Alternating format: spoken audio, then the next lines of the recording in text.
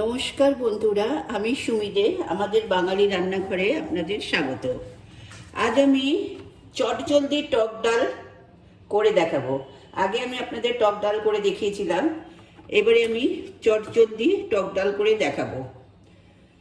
এখানে আমি 1 table spoon আর half table spoon, মানে 1 টেবিল স্পুন আর 1 টিস্পুন তেল নিলাম। যেহেতু এটা স্টিলের কড়াই, প্রথমে কড়াইটাকে গরম করে নিয়েছি, তারপরে এতে তেল ঢেলেছি। আচ্ছা, এতে আমি দেব সর্ষে ফোড়ন,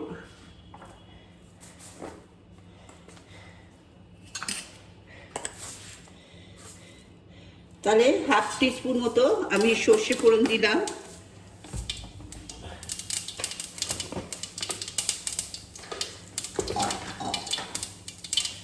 আর দেব হাফ টিস্পুন মতো জিরে ফোড়ন।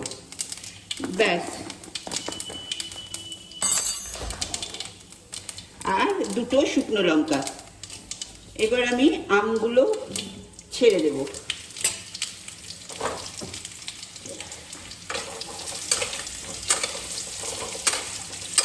খুব ইজি আর খুব তাড়াতাড়ি হয়। যারা অফিস স্কুলে যান তাদের জন্য খুব তাড়াতাড়ি।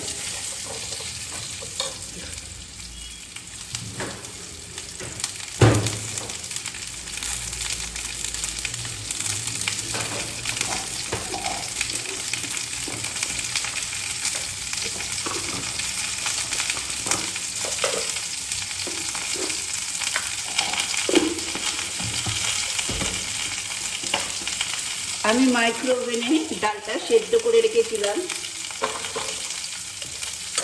10 মিনিট মাইক্রো ওভেনে দিয়েছি, তাতেই আমার ডাল সেদ্ধ হয়ে গেছে। তাহলে আমার আম ভাজা হয়ে গেছে। এবার একটু জল দেব। জল দিয়ে এতে মশলা দেব। মশলা আমি কিছু দেব না, জাস্ট একটু কালার হওয়ার জন্য।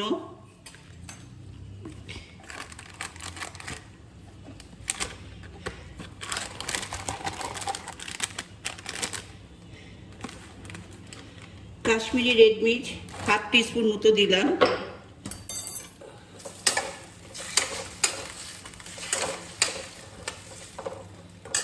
আর নুন হলুদ দেব। এখানে টক ডালে হলুদ কম দেয়,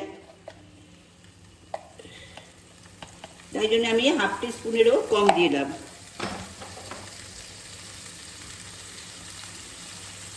আর নুনটা 1 টিস্পুন আর হাফ টিস্পুন।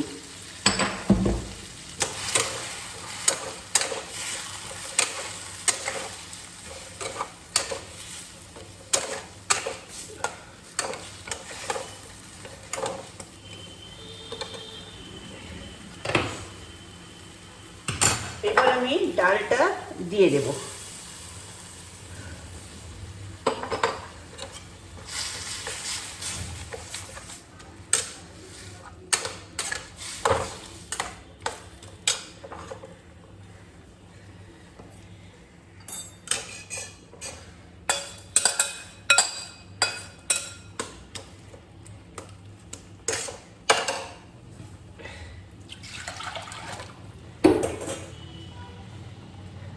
এবার ডালের বাটিতে জলটা দিয়ে এর মধ্যে সেদ্ধ হতে দেব।